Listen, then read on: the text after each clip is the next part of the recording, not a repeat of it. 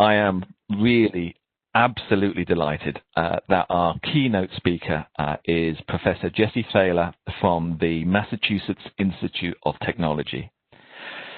Jesse is Associate Professor of Physics, and also he is the newly announced Director for the National Science Foundation's AI Institute for Artificial Intelligence and Fundamental Interactions. Now, this is one of the inaugural NSF AI Research Institutes, so this is a pretty big deal, guys. So I'll stop gushing, and I am now delighted to hand over to our keynote speaker, Professor Jesse Thaler.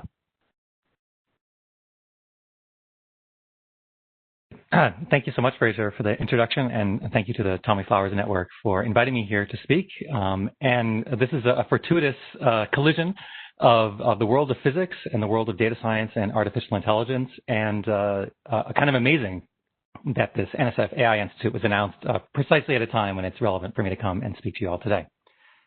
So I'm going to be talking about artificial intelligence and fundamental physics, but first let me advertise this new AI Institute funded by the NSF. And you can see here our logo, which, depending on how you read it, is either a capital A with a lowercase I on top of it, or the letters FI.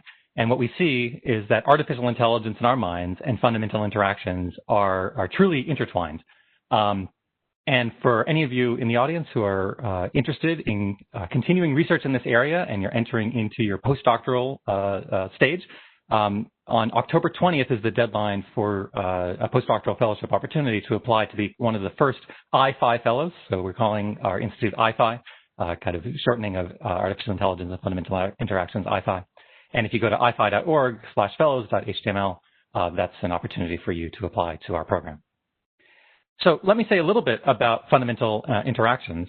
For those of you who don't know, a vast fraction of the universe we actually understand by two pillars of fundamental physics. One is Big Bang cosmology, and this explains how the universe started off in a hot, dense state and then expanded under the influence of gravity, dark matter, dark energy, and radiation to become the cold place that we inhabit right now. That's not going to be what I'm going to be talking about today. I'm going to be talking about the other scale, the shortest distance scales in nature, which are described to the best of our knowledge by the standard model of particle physics. And in this kind of pie chart, you can see all of the fundamental particles, in orange, the quarks, in green, the leptons, in blue, the force carriers, and at the center of the standard model, the Higgs boson. And I'll be telling you a little bit more about the standard model momentarily. But the thing I want to emphasize here is that these are the pillars of our understanding of fundamental physics, and they're triumphs of human intelligence, and triumphs of the experimental method, the scientific method rather, where you can combine experimental results, observation, theoretical calculations to really understand the fundamental structure of the universe. And kind of colloquially, we talk about the four fundamental forces: gravity, electromagnetism, the strong force, and the weak force, and the way that they shape our universe. And as you'll see in this talk, the strong force is going to play a particularly important role. So I said that this is a triumph of human intelligence and a triumph of the scientific method.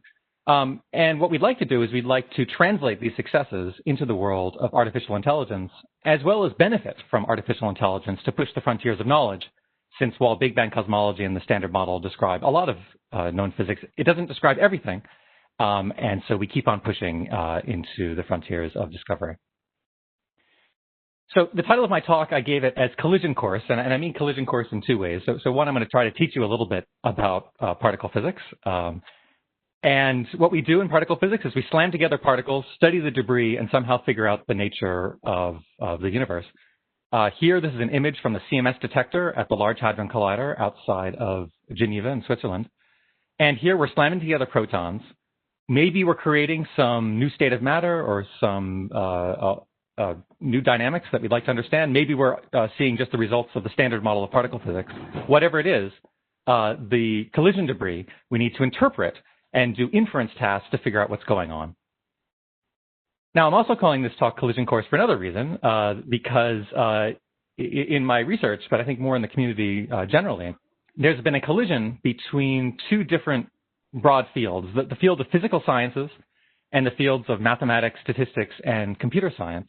And it's been quite remarkable to me in my research to realize that some of the questions that I'm asking in fundamental physics turn out to have analogs in the broader mathematics, statistics, and computer science world, or maybe under a larger banner, the banner of artificial intelligence. And part of the motivation for this new NSF Institute for Artificial Intelligence and Fundamental Interactions is that we think that we can advance physics knowledge from the smallest building blocks of nature to the largest structures in the universe, and galvanize AI research innovation at the same time. And in fact, we see great synergy between these programs. So what I'm going to be talking about today as my example is an example of trying to teach a machine to think like a physicist. So what do I mean, think like a physicist? We teach our first-year students at MIT about mechanics and about electricity and magnetism, but we also teach them how to check their answers to verify their solutions, teach them about dimensional analysis, other strategies for problem solving, and we'd like to incorporate those into machine learning architectures. And this is maybe in contrast to trying to teach a machine to think like a child. I mean, the childlike creativity is wonderful, but I don't know about you, but trying to reason with a toddler for me is quite challenging. We want to have AI techniques that can actually, in some sense, tell us what they've learned and have the ability to verify their results. And physics is one domain where that's especially important. So when I first thought about whether you could teach a machine to think like a physicist, I thought, I'm not sure this is so possible because, what is the machine doing? This is an example of one of the triumphs of deep learning technologies. This is what's called an in-painting task, where you take the image on the left-hand side, where you've masked out pieces of this library, and then you try to predict what the other side, or what's behind the mask. And so on the other side, on the right-hand side, you can see a wonderfully reconstructed rendering of a library. And the standard lore about what's going on here is that this is the deep learning revolution, the revolution of what happens when you have gigantically large data sets, increased computational power. And if you have that, then basically if you've seen 1 billion bookshelves, you've seen them all. And that's why you're able to do this reconstruction task by taking the prior information from your vast database of images and using that to infill the image.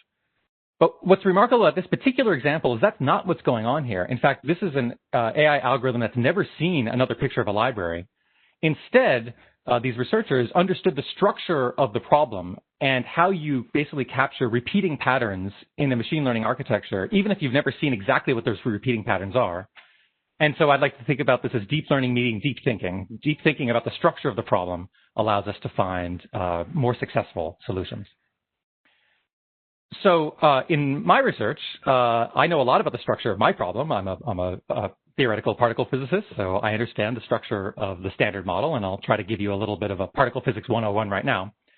So here's all the fundamental particles in nature, and this turns out to be not at all what you see when you slam together collision debris. Most of these particles are unstable. They are very short-lived. You don't see them directly, so you have to just infer their presence. What you do see is you see some of the particles that experience the electromagnetic interactions. So you see the photon, the muon, and the electron. But then the quarks and gluons of the standard model, you don't see them directly. Rather, you see bound composite states, bound by the strong force. And you have to infer from the pattern of these composite states as well as the smattering of elementary states what's going on and trying to reconstruct the standard model from the debris that you see in the collision. And as a data science task, this is a fascinating one. So here's an example of a collider event. And you see these, to my mind, beautiful sprays of patterns coming from the collision point. And you can think about these as being points in momentum space. Each one of these orange lines, which connects to a green box, which connects to a blue box, that is an example of a particle trajectory that has momentum in the x, y, and the z direction. And so we have momentum in 3 dimensions. And we want to take this bundle of particles going all over the place, let's say hundreds or thousands of particles coming from the collision point, and we want to understand what their origin is. And to do that, we have to do a massive inference problem. And when I say a massive inference problem, that massive part is because you don't just see one event like this. You see every 25 nanoseconds, collisions are happening. And so that's 40 megahertz data rate where the pictures that you're taking are roughly like a 10 megapixel camera. And that's an enormous data volume and a challenging inference task. But this is a challenging inference task that actually looks very similar to one where you might have encountered it just more broadly in society. That here we're talking about a collection of points in momentum space. That's a collider event. But thinking about collections of points in position space is what's known as point cloud learning, famously in the context of LiDAR point detectors for self-driving cars. And here we have a bunch of points not in three-dimensional momentum space, but in three-dimensional position space. And a lot of the tasks that we want to do are very similar to the ones in the collider physics context. So, for example, we'd like to identify objects. Those are these pink and blue boxes. Well, in particle physics, we want to identify clusters of particles. And in my field of research, those are called jets. So trying to identify interesting clusters of objects in my event. In the jet physics context, we'd like to tell the difference between sprays of particles coming from difference of the fundamental particles. So sprays of jets that originated as quarks or originated as gluons. Well, that classification task has a mirroring in, of course, self-driving cars and telling the difference between a car versus a bicycle versus a pedestrian. And more generally, there's plenty of other tasks that are mirrored between the fields. For example, noise removal is one. Robust treatment of outliers is another. And so what you might think is we could just take all the off-the-shelf AI technology that's been developed for self-driving cars and just apply that in the particle physics context. But that's not taking advantage of thinking like a physicist. That's not taking advantage of the domain knowledge that we already know and the strategies that we've already developed to analyzing our data set. And so we want to import information from physics to build our AI techniques. And so I'm going to try to explain the dynamics of jet formation. So this is the type of thing where people take entire courses at the graduate level on this. But let me try in one slide to explain how jets are formed. And again, this is the dynamics of the strong nuclear force. So we slam together protons, and we're able to probe via very high energy collisions, very short distance physics. And at short distances, the dynamics of the standard model involves quarks and gluons, and that's what's created in the collision point. But because the strong force is strong, it ends up binding those quarks and gluons together to form composite states that are known as hadrons. The proton is one example of a hadron. Other names of hadrons are pions and kaons. Those hadrons hit your detector, and you have to reconstruct by your experimental detector what happens, and different ones of those composite hadrons leave different signatures in your detection. And as you can imagine, this is a complicated generative model for jet formation and a complicated inference task if you want to take the detected signals and reconstruct the quarks and gluons that you made in the first place. But what we have is we have domain knowledge about the field of jet formation. And as a theoretical physicist, the way that I think about jet formation is by something a little bit simpler. So in theory land, what I think about is I think about a quantum mechanical operator. So I guess yesterday there was a discussion of quantumness. A quantum mechanical operator called the energy flow operator. And for those of you who know something about general relativity, the capital T in this equation here is the stress energy tensor. And basically the energy flow captures the flow of energy from the collision point off to infinity. And that information about energy flow, in part because energy is a conserved quantity, that information about energy flow is robust to hadronization effects, robust to detection effects, and gives us our closest glimpse of quarks and gluons. And so if I used naive off-the-shelf machine learning techniques, they wouldn't know about this energy flow concept, and therefore they would not take advantage of our domain knowledge. But what we can do is we can bake in this energy flow concept. We can bake it into our technologies. And in doing so, we can do better tasks for particle physics. And what's interesting is that this notion of energy flow actually has analogs in other areas. And if people are interested more in that in the Q&A after my talk, I'm happy to discuss other applications where this idea of energy flow or its generalization appears in the physical sciences. Okay, so this is the most technical part of my slide, of my talk rather, the most technical slide of my talk. And so what we have on the one hand is we have a principle of fundamental physics. This is the robustness of energy flow. And this is a concept that comes from quantum field theory. I've tried to simplify it as much as I can, but it's a pretty foundational idea in the way that we do particle physics calculations. On the other side, we have the power of artificial intelligence, and in particular, a huge literature on point cloud learning. And the particular technique I'm talking about today is related to technologies developed by at Carnegie Mellon University, a technique called deep sets for point cloud learning. So we take a principle from fundamental physics, the power of artificial intelligence, we slam them together, and what happens? Well, it turns out you need more ingredients than just that. You need two spectacular graduate students, Patrick Kamitsky and Eric Metodiev. You need funding to do this kind of research, and so, of course, the NSF is supporting the AI Institute, but I'm also supported by the Department of Energy and the Science Foundation, the Simons Foundation. And you also need cloud computing resources in order to carry out these calculations. So we benefited from Microsoft Azure, Google Cloud, as well as the MIT Quest for Intelligence for doing this research. And then finally, when you put all that those ingredients together, out pops a website, or out pops a pip installable package of energy flow networks. You can click here at energyflow.network, and this is the work that Patrick, Eric, and I did to bake into a machine learning architecture this principle of energy flow that comes from quantum field theory. Okay, so I don't know if you can see very clearly this little picture of the website, but maybe you see this kind of colorful image that I'm going to blow up and try to explain to you. Okay, so what do we have here? And what you're going to see is a bit psychedelic, and I'm going to try to explain to you what this image is. So this is the machine-learned representation of a pretty foundational principle in quantum field theory, but also for understanding the strong force. Okay, so what you're looking at is how the machine is paying attention to information when it's given an example of a jet. So just to remind you, we have collisions at the LHC. We have to identify clusters of objects. Those are called jets. And then here what I'm doing is I'm taking that jet and orienting it such that the jet is flowing its energy into the slide. So this is like shining the jet on a camera. And here I'm taking a picture of that. So the center of the image is the center of the jet. And then these rings, you should think about these rings as being filled in. And these rings, there's 256 of them. That's one of the hyperparameters of the AI algorithm, is how many of these, what's called a latent space dimension you have. So this is a latent space of 256 dimensional. And inside these rings is showing you essentially where the algorithm is paying attention. And what you see is that the algorithm is paying attention to the periphery with these large rings. And then as you go closer and closer to the center, you get smaller and smaller rings. You see that these rings are distributed symmetrically around the central point. So if you do a rotation in the 2D plane, the rings are oriented symmetrically. There's many, many rings, but as you rotate, they kind of map onto each other. And that captures what's known as an azimuthal symmetry of jets.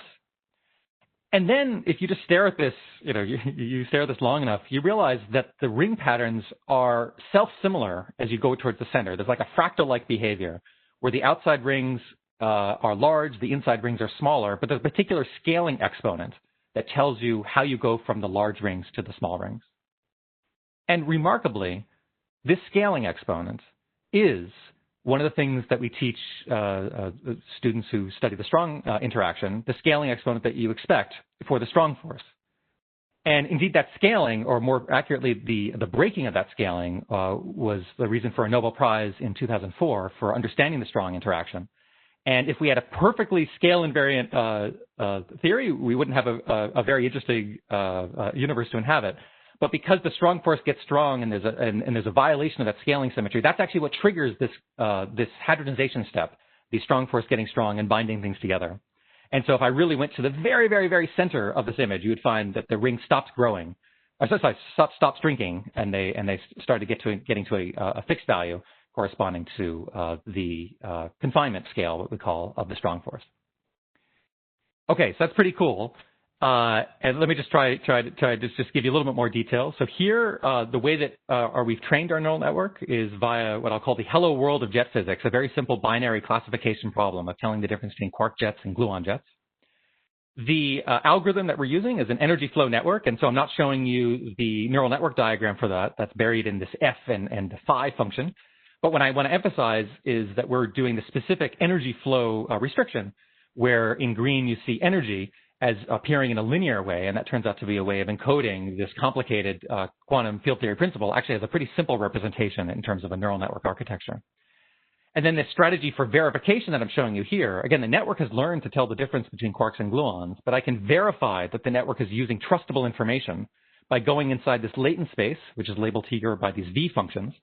And now I have a strategy for verification, able to see what each latent space dimension is doing. And remarkably, they've organized themselves in terms of the fractal structure of the strong force. So we succeeded in this context. We taught a machine to think like a physicist, or rather, we encoded a particular physical principle into the machine, and in return, the machine learned something that otherwise I would have to take a quantum field theory class to learn about. And you can imagine not knowing the dynamics of the strong force, you could have done this and then realized that you had this fractal self-similarity. It's remarkable that the machine learned the fractal structure of the strong force. That wasn't obvious at the outset.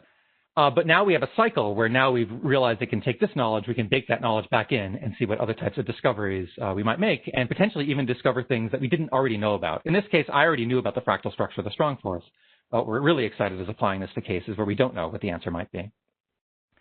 And so kind of zooming back out a bit to this new NSF Institute for Artificial Intelligence and Fundamental Interactions, our institute sees many fascinating ways that there can be intersections between techniques in artificial intelligence and fundamental physics questions. And what unites all of these questions, despite appearances, despite that these graphics that I'm showing you on the slide are very different, they all involve data-rich science. Gravitational waves, a triumph of both the theory of general relativity, but then also the ability to build exquisite interferometers to see the minute ripples in space-time that allows us to infer that black holes form binary pairs that then spiral into and give rise to this gravitational wave explosion. That's a data-rich area, and techniques of AI, we think, can improve there.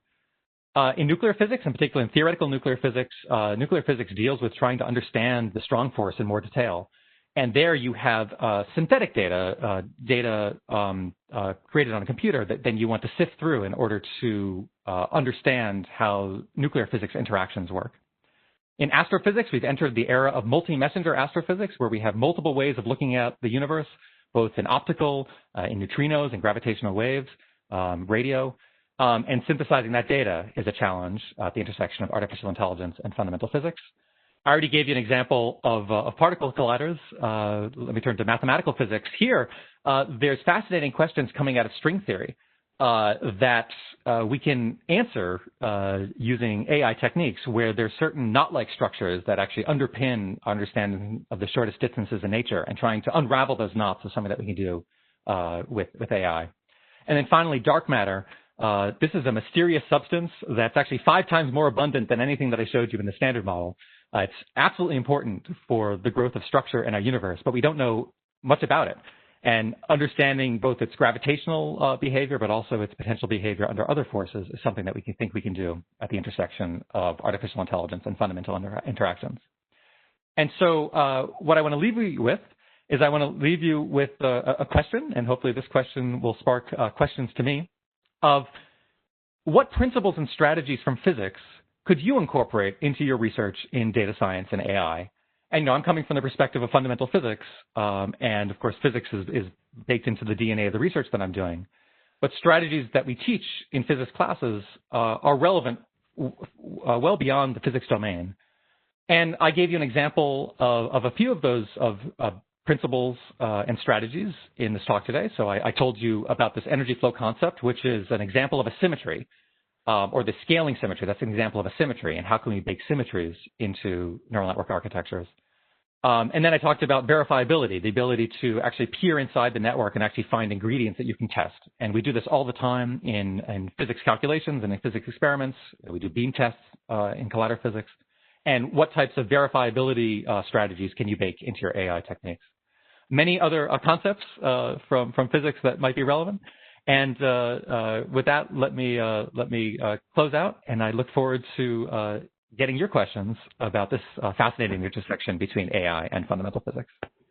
Thanks so much. Great, Jesse. Thank you very much. We do have some questions coming in at the end of the day. So the first one is, understanding the decisions made by an AI system can be a challenge for humans. So when an AI is trained to think like a physicist, how can we understand the insights that the AI gains about the universe? Yeah, so one of the ways that we structure physics problems is that we make sure that we have intermediate steps along the way where we can check and cross-check. And I do this all the time with my graduate students. My graduate students will do a very complicated calculation, and they'll hand me 10 pages of notes. But what I ask to see is not the intricate details from that full 10 pages, but just the key stepping stones along the way. And so the strategy that we have been pursuing in our research is to make sure that there's intermediate steps or auxiliary outputs to the neural network that we can check, such that even if the specifics of how the AI is making a decision is opaque, the bigger picture about the broad information that's used is apparent to us. And so that's one strategy that we are using to try to have the machine, in some sense, talk the same language that physicists do. Great. Thank you very much. We've had another question.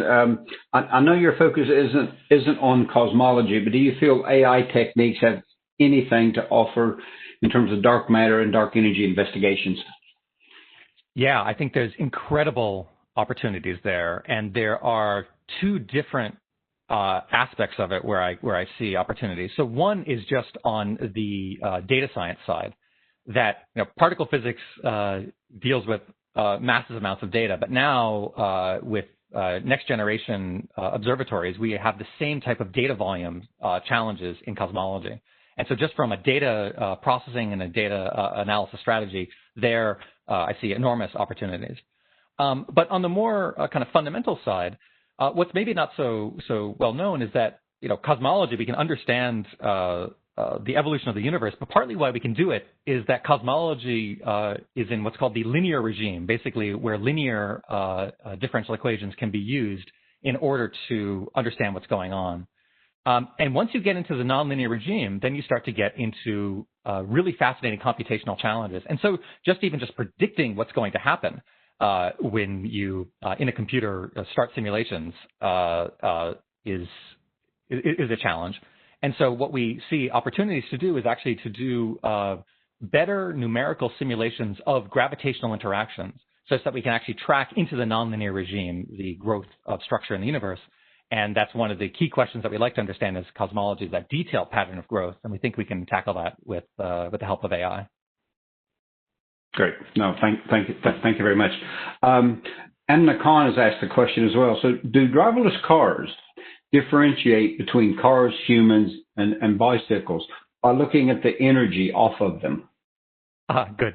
So this is well outside of my expertise. My understanding of these LiDAR point detectors is that they're detecting points in space, and I'm not sure what type of energy or frequency information is encoded there. But the energy flow concept that I was talking about in physics, that is the best analog of something like a photon intensity with a camera. So the energy flow is basically like taking a picture. To taking a picture in energy directly, as opposed to taking a picture in terms of light.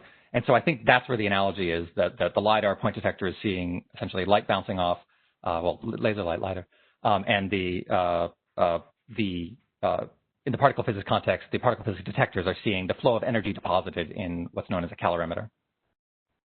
Great, thank you. And I've been waiting for this question to come up, but because it's always inevitable when you talk about AI, that if we train AI with incorrect assumptions about fundamental physics, it may draw incorrect inferences.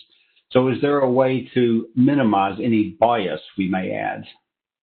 Yeah, okay, so this is a great question. And in fact, this is why it took me such a long time to embrace artificial intelligence as a research strategy. And for a long time, I was going around and kind of making fun of the deep learning revolution, and saying, I'm a theoretical physicist, so what I prefer to do is, my deep thinking, and I'd so use that deep learning versus deep thinking as opposites in some sense. And what changed my mind was realizing that this question about how you make essentially AI not subject to human biases, that itself could be phrased in a well-posed way, that there was a way of building AI techniques that in some sense knew about human biases and could find a way to counteract that. So in particular, the best way to avoid human biases is not to use any data that's been synthetically generated using human priors, and instead analyze data directly. And so I can imagine taking the raw data from the LHC, and instead of training an AI technique on synthetic data that I've created on my computer, I could just try to train it directly on the data from the LHC. And this would be equivalent to like saying, I'm not going to teach a self-driving car anything about humans versus bicycles versus pedestrians. All I'm going to do is just give it data, raw data, and say, hey, you figure out that there's categories of objects with bicycle, human, and car, that basically you use the data itself to identify categories. And I thought this was crazy. How could you possibly do that? Until I realized that this is done in natural language processing all the time, that you basically can hand algorithms a stack of documents and say, here, build a card catalog out of this, build a categorization of all these documents into what topics they belong to. And this is a technique that's known as topic modeling in the natural language processing case. It's known as blind source separation in other contexts. And the realization that I could just take the data itself and let the data speak for itself and actually train AI on data that, in some sense, a human never labeled initially, that's what changed my mind. And in fact, I didn't say that, but the story that I just told you there is making use of that unsupervised or semi-supervised machine learning strategy in order to reach the inferences that it did. Great, thank you. I actually witnessed a debate about this next question. Can we train an AI to challenge us and our science? So, for example, could an AI discover an alternative interpretation of fundamental physics other than ours, given the same inputs?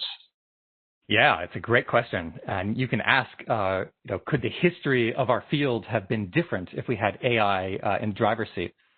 And I have evidence that this is, in fact, true in my own subfield. So I said that my subfield deals with these collimated sprays of particles called jets. And in some forthcoming work that I'm doing with collaborators at UC Irvine, what we're trying to do is say, okay, let's take some of our domain knowledge of physics, bake it into an AI technique, and then remove that knowledge at some level and ask, okay, now AI, I've taught you what I know. Now can you re-go through the history of our subfield and say, what would you have discovered in what order? And it learns things in a different way. It learns different strategies that turn out to have the same efficacy for the problem at hand, but they're different, and they're different in interesting ways, that it used the information that we talked about physics, it used it in different ways than the human did. And so this would be fantastic if one was able to take collider physics data and realize that there was a totally different way of describing the dynamics. And maybe what I think of as being very complicated with the strong force turns out to be much simpler if there's an alternative explanation. I don't know how to build an AI technique that could do that at the moment, but I see potential strategies going forward that might be relevant in that direction. Great, thank you. And kind of adjacent to that, I've got two questions I want to get to here. One was Roger Penrose has just won the Nobel Prize for Physics. Is it ever possible that AI might win it one day? Excellent. I'm glad someone mentioned that, because I had a backup slide talking about this fantastic discovery of supermassive black holes and Penrose's role in the theory of that. And this is just another example of theory meeting experimentation, meeting data science. But I think we have to be optimistic that when given the right initial information, that AI could make a discovery that was as transformative and potential Nobel Prize worthy. But I think we have to remember that these things don't happen in a vacuum, and everyone's work, both human and machine, builds off the previous generation. And Penrose's work is absolutely essential for understanding of black holes, but of course it builds on our understanding of gravity and other concepts going further back. And so even if AI ultimately has that creative burst, it will be the foundations of human intelligence that would have made that possible.